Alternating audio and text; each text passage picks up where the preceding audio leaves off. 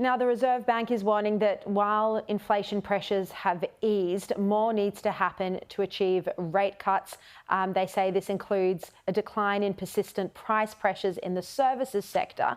So, Warren, what exactly needs to happen here before we do start to see interest rate cuts? And do you think that'll happen later this year? Yeah, look, I think we got a nice little wake-up call from the RBA Governor and others last week.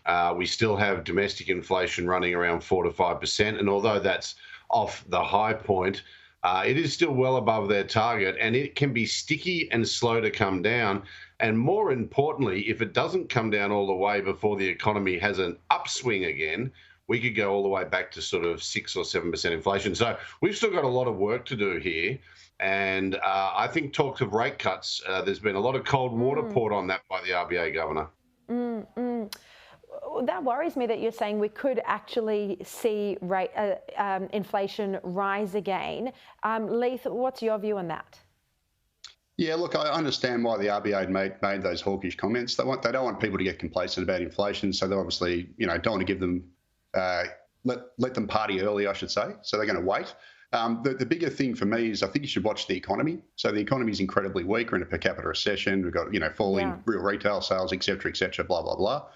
And basically the Reserve Bank's forecast in its latest statement of monetary policy were actually quite bullish on the unemployment. For example, they tipped 4.3% unemployment rate at the end of the year, which I think is far too generous. And what I think is going to happen is the economy is going to weaken quicker than the RBA thinks, and they're going to be forced to cut rates in the second half. So I'm still sticking to that call.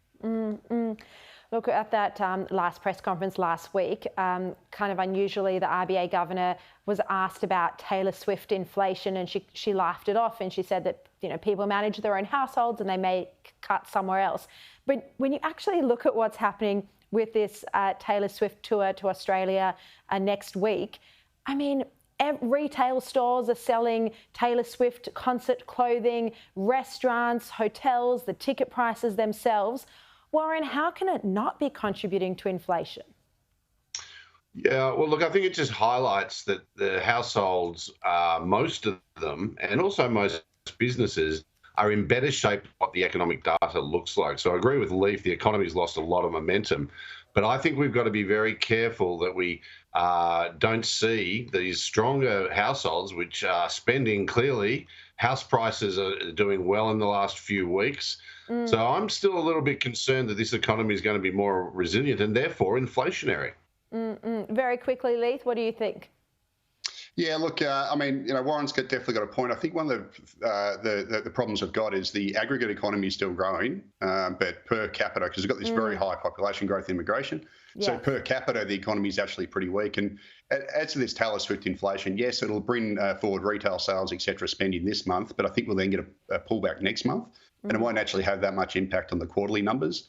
And also, I think the RBA in any event would look through it as a temporary phenomenon. I mean, as you say, and as we've talked about before, the high immigration numbers mean that the government can announce fairly positive news when it comes to the economy, but per capita recession indicates that people are really feeling the squeeze. They are doing it tough. Leith Van Onsen, Warren Hogan, thank you so much for your time.